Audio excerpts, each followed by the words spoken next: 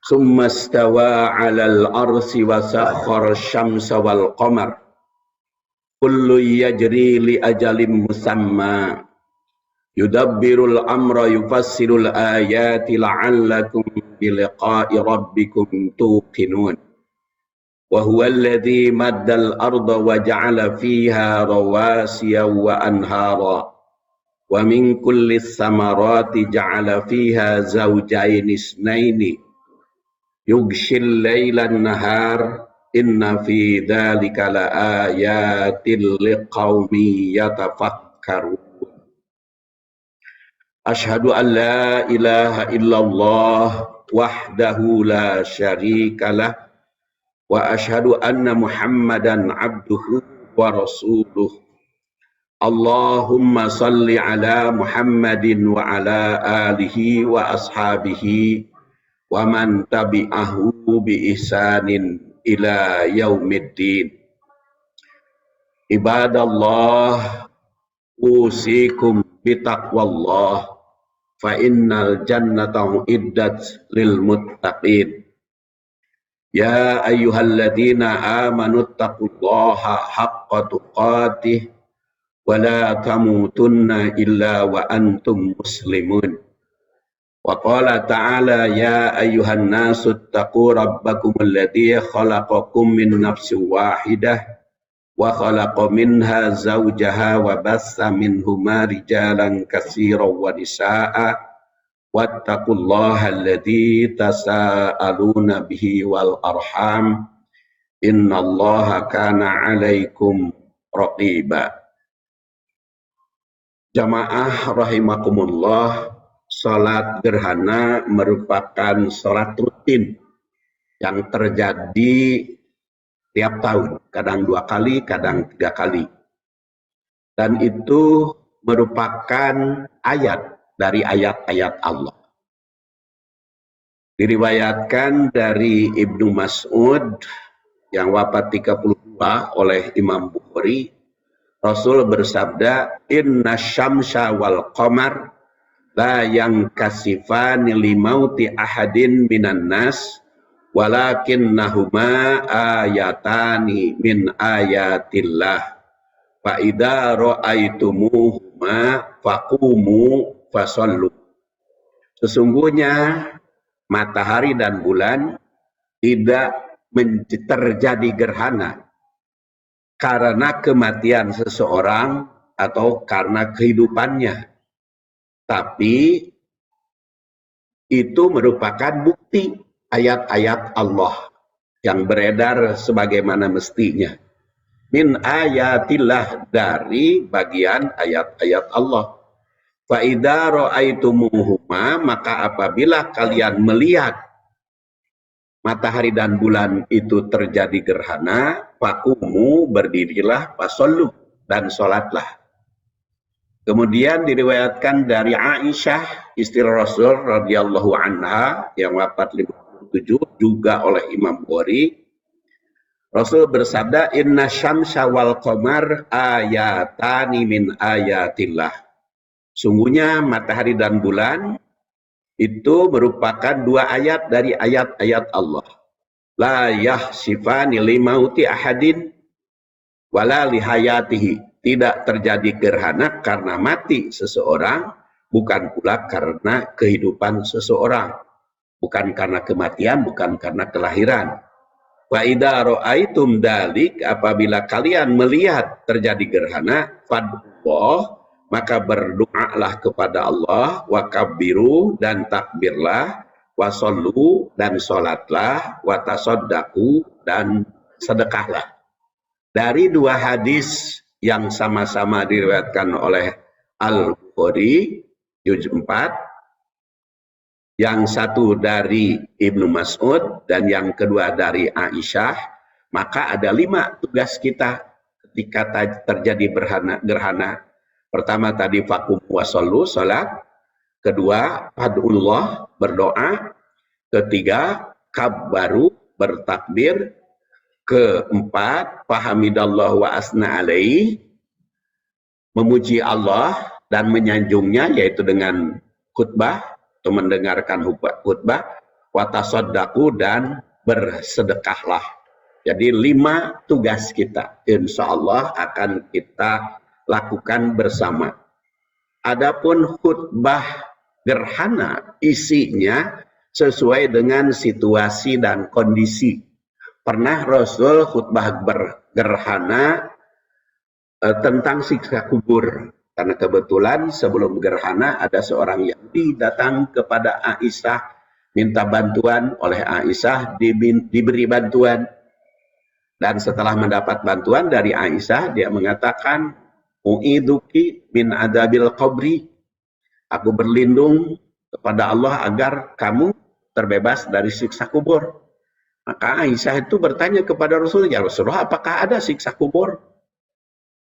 Kata Rasulullah, nanti saya terangkan. Lalu terjadilah gerhana. Maka ketika gerhana, pada saat itu Rasul menerangkan siksa kubur. Ya, ada juga ketika Ibrahim, putra Rasul wafat, terjadi gerhana. Maka masyarakat menyangka gerhana itu karena kematian putra Rasul. Maka terjadilah gerhana, maka Rasul berkhutbah tentang gerhana, tentang apa yang dikatakan oleh hadis riwayat Al-Bukhari dari Ibnu Mas'ud tadi. Jamaah rahimakumullah, pada hari ini khotib akan berkhutbah tentang melanjutkan materi yang dibahas ketika kuliah subuh di Masjid Al-Muhajirin, yaitu tentang tadabbur asma Allah.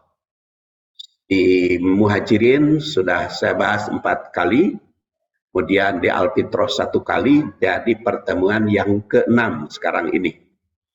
Dan ternyata sekian banyak yang 1526 nama Allah di dalam Al-Quran, kadang-kadang didahului dengan Bismillah, kadang-kadang didahului dengan Bismillah, kadang-kadang didahului dengan Lillah, kadang-kadang secara mandiri Allah atau Allahi.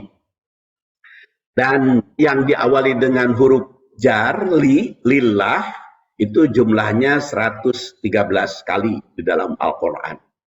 Sedangkan yang diawali dengan Alhamdulillah ada 21 kali. Dan yang lengkap Alhamdulillahirabbil alamin itu 4 kali di dalam Al-Quran. Maka hari ini saya akan bahas tentang Alhamdulillah dan Alhamdulillahirabbil alamin. Nah, kenapa pakai yang dibahas Alhamdulillahirabbil alamin? Karena saya akan bahas sesuai dengan urutan. Jadi kan nama Allah yang pertama kan Bismillah dalam surat Al-Fatihah. Walaupun seperti pernah saya bahas, Bismillah itu kalau menurut riwayat Abu Hurairah sebagai ayat pertama dari surat Al-Fatihah. Tapi kalau menurut riwayat Aisyah, ayat guru Nabi Bismillahirrahmanirrahim. Rasul melaksanakan sholat langsung Alhamdulillah, tidak Bismillah dulu, maka tidak disebut sebagai ayat pertama. Untung di Masjid Al-Muhajirin ada juga penceramah yang jadi imam tidak pakai basmalah jadi lengkap, yaitu yang pakai basmalah yang diriwayatkan dari Abu Hurairah, dan yang tanpa basmalah itu diriwayatkan dari Aisyah. Dan juga dari Anas bin Malik yang tanpa basmalah, diriwayatkan oleh Muslim. Jamaah rahimakumullah, karena basmalah sudah dianggap tuntas, maka sekarang Alhamdulillah, atau diawali dengan Alhamdulillahirabbil alamin. Ada 4 ayat seperti saya katakan tadi. Dan ternyata di dalam surat Al-Fatihah, Alhamdulillahirabbil alamin itu sebagai ayat kedua kalau berdasar riwayat Abu Hurairah. Tapi kalau dari Anas bin Malik itu ayat pertama Alhamdulillahirabbil alamin, karena ayat pertama kalau yang mengatakan ayat kedua karena ayat pertamanya Bismillahirrahmanirrahim. Sedangkan di ayat yang lain seperti tadi saya katakan ada 4. Yang pertama tadi dalam surat Al-Fatihah, kemudian yang kedua dalam surat Yunus ayat 10, surat 10 ayat 10. Bunyinya dakwahum fiha subhanakallahumma wa tahiyyatuhum fiha salam wa akhiru da'wahum alhamdulillahi rabbil alamin. Jadi pengunci ya, alhamdulillahirabbil alamin terakhir. Jadi kalau Al-Fatihah di awal karena itu karena memang mandiri ayatnya alhamdulillahirabbil alamin, tapi kalau yang 3 ayat itu pengunci atau penutup ayat. Sini juga dakwahum fiha subhanakallahumma wa tahiyyatuhum fiha salam wa akhiru da'wahum alhamdulillahi rabbil alamin. Doa mereka yaitu orang mukmin yang soleh, di dalamnya ada subhanallah ketika berdoa itu, maha suci Allah. Dan penghormatan mereka di dalamnya, yaitu ucapan salam. Itu dikatakan subhanakallahumma, kemudian wa tahiyyatuhum fiha salam. Kalau setelah berdoa, orang mukmin ada yang mengucapkan subhanakallahumma wa tahiyyatuhum fiha salam wa akhiru da'wahum alhamdulillahirabbil alamin. Jadi penutup doanya alhamdulillahirabbil alamin. Kemudian yang ketiga, tadi yang kedua surat Yunus ayat 10, yang ketiga surat Az-Zumar ayat 75. Wa tarul malaikata hafina min haulil arsy yusabbihuna bihamdi rabbihim wa qudiya bainahum bil haqq wa qila alhamdulillahi rabbil alamin. Jadi alhamdulillah rabbil alaminnya ini juga di pengunci ayat. Engkau Nabi Muhammad akan melihat malaikat melingkar di sekeliling arasy. Arasy adalah alam gaib yang tidak diketahui tempatnya di mana. Mereka bertasbih, yusabbihun bihamdik, memuji Tuhan, memuji Allah, bihamdi rabbihim, muji Tuhan mereka. Wa qudiya bainahum, dan urusan mereka itu seluruh makhluk diputuskan di antara mereka bil haq, secara benar. Wakila, dan dikatakan kepada mereka alhamdulillah. Segala puji bagi Allah sebagai Tuhan alam semesta. Dan yang keempat surat Ghafir ayat 65. Wal hayyul la ilaha illa huwa fad'uhu mukhlishina lahuddin alhamdulillahirabbil alamin.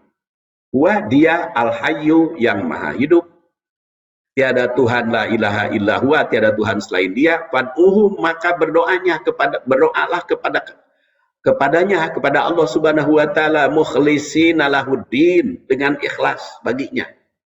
Jadi ini menegaskan Allah yang maha hidup, Allah yang maha esa, tiada Tuhan selain dia.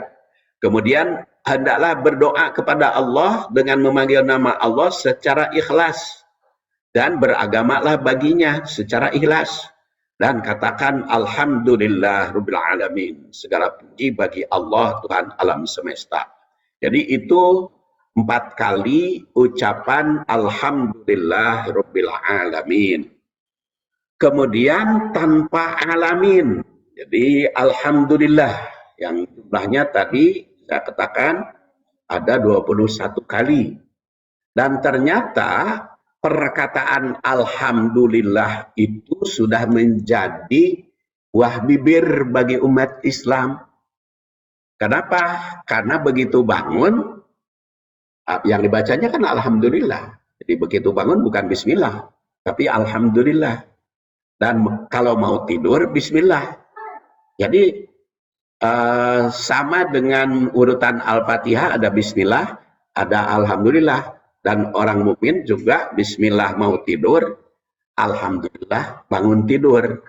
Dan itu diriwayatkan dari Hudzaifah bin Al-Yaman yang wafat tahun 36 Hijriah oleh Imam Bukhari. Jadi saya kutip dari Imam Bukhari aja dulu yang sudah pasti sahihnya, juz 19 halaman 377. Kata Hudzaifah al-Yaman yang wafat 36 Hijriah, karena Nabi sallallahu alaihi wasallam adalah Rasul sallallahu alaihi wasallam, idza akhoda madja'ahu, apabila mengambil tempat tidur, minal lail, dari malam, wa doa yadahu tahta khaddihi, meletakkan tangannya di bawah pipi. Kalau yadahu tahta khaddihi, meletakkan tangannya di bawah pipi. Summayakul, kemudian beliau berdoa, Allahumma bismika amut wa ahya. Tapi kalimat yang lain, bismikallahumma ahya wa amut. Jadi bismika. Bismikallahumma ahya wa amut, atau Allahumma bismika amut wa ahya. Itu kalau mau tidur. Ya Allah, aku baringkan badanmu dengan namamu, dengan namamu. Baik ketika aku hidup maupun ketika aku mati. Baik ketika aku bangun maupun ketika aku tidur. Wa idastaiqadha, dan apabila bangun, qala, beliau membaca, Alhamdulillahilladzi ahyana ba'dama amatana wa ilaihin nusyur. Itu hadis riwayat Bukhari. Jadi, ya Allah, Alhamdulillah, telah Engkau anugerahkan kepada kami sehingga kami bangun setelah kami tertidur, dan aku akan kembali kepada Allah Subhanahu wa Ta'ala. Itu bangun dari tidur. Kemudian selain bangun dari tidur mengucapkan nama Allah, mau tidur mengucapkan nama Allah, juga setiap Rasulullah mengawali khutbah atau ceramah dengan membaca hamdalah. Jadi muqaddimah khutbah atau ceramah itu hamdalah. Makanya saya langsung kritik, kenapa banyak penceramah bismillah sebelum ceramah. Bismillahirrahmanirrahim. Lalu assalamualaikum, ada juga assalamualaikum warahmatullahi wabarakatuh, lalu bismillah. Sebab kalau Rasul mengawali khutbah itu dengan hamdalah.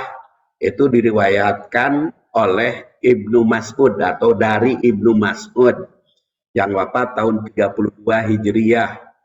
Alamana Rasulullah sallallahu alaihi wasallam khutbatal hajah. Rasul mengajarkan kepada kita dalam khutbah keperluan, khutbah apapun maksudnya, khutbah Jumat, mau khutbah nikah, mau khutbah ceramah, atau mau sambutan, maka annal hamda lillah, alhamdulillah, alhamdulillah. Jadi khutbatal hajah, pakai alhamdulillah, nasta'inuhu wa nastanfiruh. Jadi pembukaan khutbah, pembukaan ceramah, pembukaan pidato, bunyinya alhamdulillah. Boleh dilanjutkan ke sananya mau alhamdulillah apa?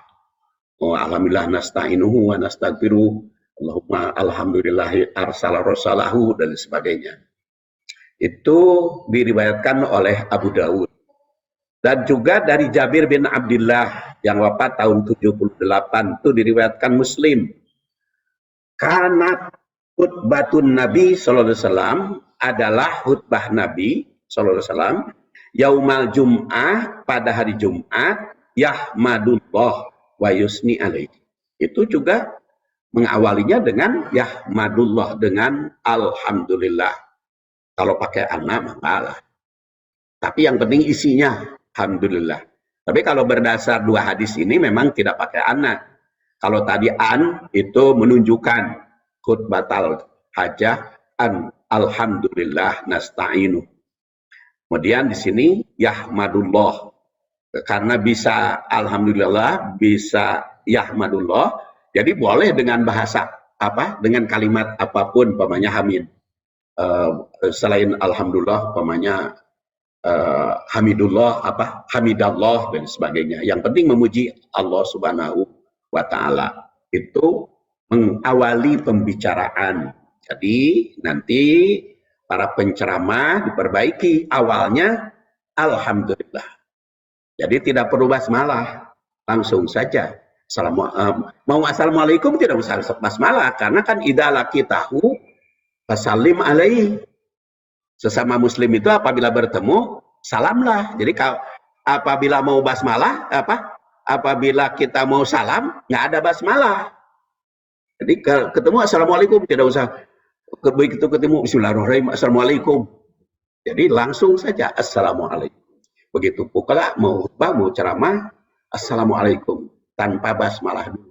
Loh kan ada cenah kullu amrin dibalin la yubda'u fihi bismillah wa huwa aqta.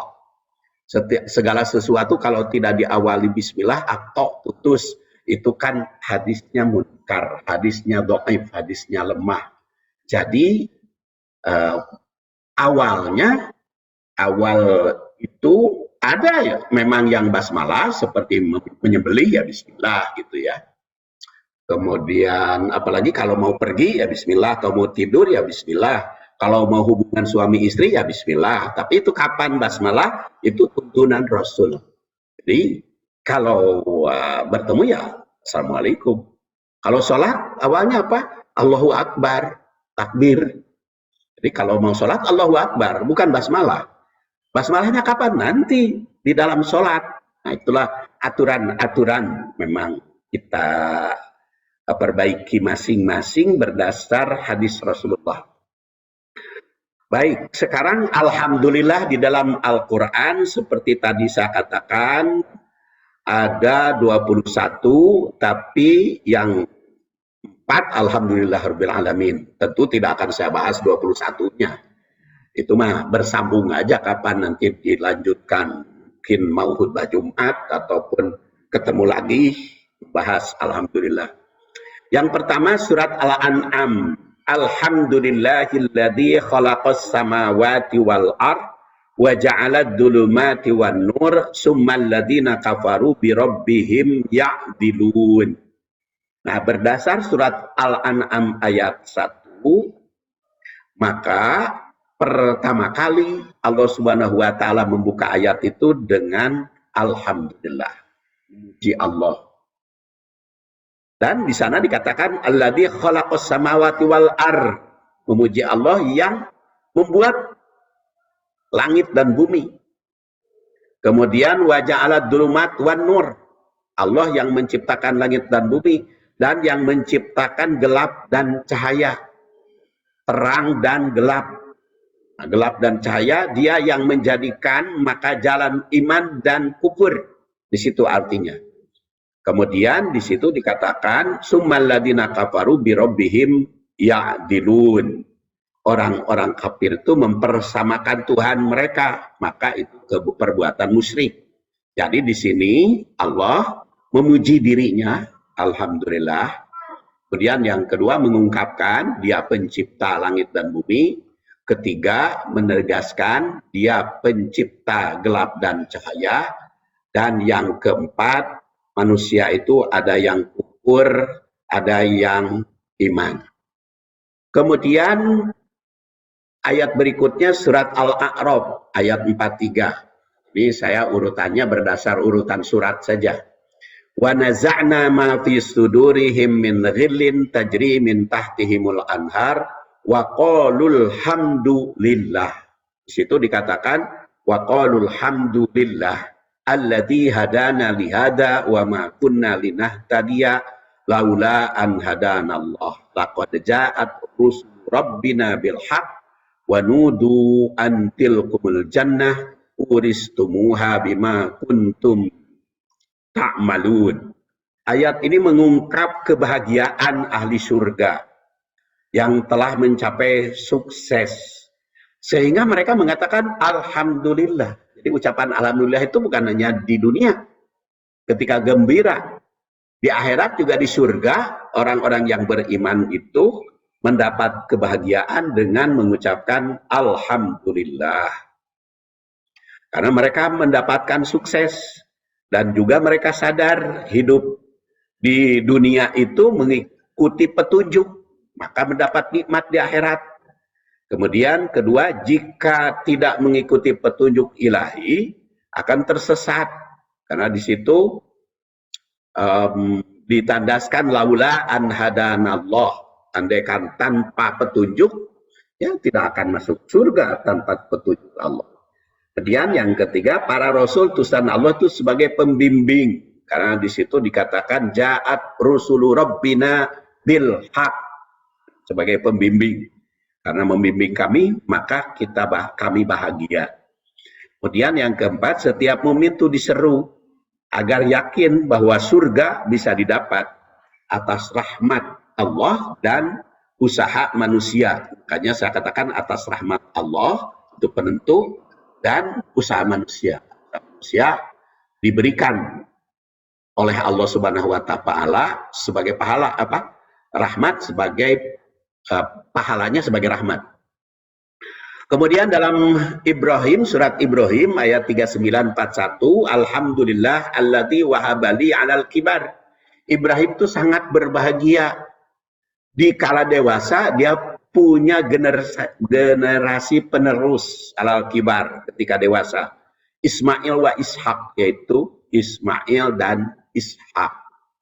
Dari Ismail punya turunan bangsa Arab, antara lain Rasul Shallallahu Alaihi Wasallam, dan dari Ishak bangsa Israel, Yahudi, antara lain ya Musa, Isa, Yahya, Yusuf, dan sebagainya. Begitu banyak nabi dari keturunan Ishak.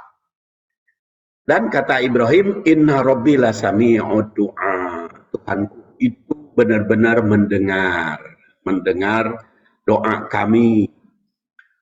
Maka beliau berdoa, Rabbi ja'alni muqimas shalah, ya Allah, jadikanlah kami sebagai pendiri yang penegak sholat. Wa min dzurriyyati, begitu pula turunan. Rabbana wa taqabbal du'a. Rabbana gfirli wali walidayya walil mu'minina yauma yaqumul hisab. Jadi kalimat hamdalah ini mengisahkan tasyakurnya Ibrahim dengan alhamdulillah. Karena mendapat keluarga yang baik.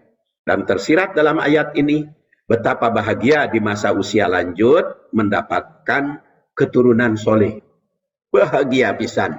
Jadi paling bahagia orang tua itu apabila punya anak atau punya keturunan soleh. Itu mah yang paling bahagia. Jadi tidak ada bahagia yang di masa tua kecuali mempunyai anak soleh, keturunan yang soleh. Kedua, manusia semakin tua hendaknya semakin banyak bersyukur kepada Allah Subhanahu wa taala seperti Nabi Ibrahim tadi. Karena anak-anaknya soleh, bersyukur, munajat kepada Allah. Ketiga, yakini bahwa Allah Subhanahu wa taala itu selalu mendengar. Karena di situ Rabbi inna rabbi lasami'ud du'a. Dan dalam tasakur mendapatkan generasi baik itu, maka hendaklah pertama berdoa agar generasi penerus tetap setia ibadah pada ilahi. Kedua, selalu berharap agar doa dan harapan selalu dikabulkan Allah. Ketiga, memohon ampunan ilahi, karena setiap manusia tidak terlepas dari dosa. Keempat, mohonkan ampun untuk orang tua. Jadi jangan lupa hanya memohonkan untuk diri sendiri, tapi juga mohonkan ampun untuk orang tua. Jadi itu merupakan lambang tasyakur kepada orang tua. Terima kasih. Karena kan tasyakur itu yang paling dominan dalam surat Luqman. Katakan anis kurli wali walidaik. Bersyukur kepadaku, kata firman Allah, wali walidaik, dan kepada orang tuaku. Orang tuamu. Baru kepada yang lain. Syukur itu jalurnya kepada Allah dan kepada orang tua. Kemudian mohonkan ampun. Jadi bukan hanya pada orang tua, tapi juga pada orang-orang mukmin. Di situ dikatakan walil mu'minina yauma yaqumul hisab. Kemudian di akhir nanti sadar akan ada perhitungan. Nah, oleh karena itu persiapan menghadapi hari akhirat. Jamaah rahimakumullah, seperti tadi saya katakan, masih banyak, ada 21, baru 3 ya. Jadi 20 lagi, alhamdulillah rabbil alaminnya akan dibahas di pertemuan yang lain. Mari kita berdoa kehadirat Allah Subhanahu wa taala, dan nanti setelah berdoa bersedekah kita panjatkan sejenak kehadirat Allah. Allahumma sholli wa sallim wa barik ala Muhammadin wa ala alihi wa sahbihi ajmain. Allahumma innaka ta'lamu ma nahnu fihi wa ma natubu wa nartajih min rahmatika fi amrina kulli fayassir lana ma nahnu fihi min safarina wa ma natubu min hawaijina qarrib alinal masafat sallimna minal ilali wal afat. Allahumma ij'al hadhihi samawati wal rahmatan alaina wa la taj'alha adaba bi rahmatika ya arhamar rahimin. Rabbana hab lana min azwajina wa dhurriyyatina qurrata a'yun waj'alna lil muttaqina imama. Rabbana atina fid dunya hasanah wa fil akhirati hasanatan wa qina adzabannar. Subhana rabbika rabbil izzati amma yasifun wa salamun alal mursalin walhamdulillahi rabbil alamin. Assalamualaikum warahmatullahi wabarakatuh.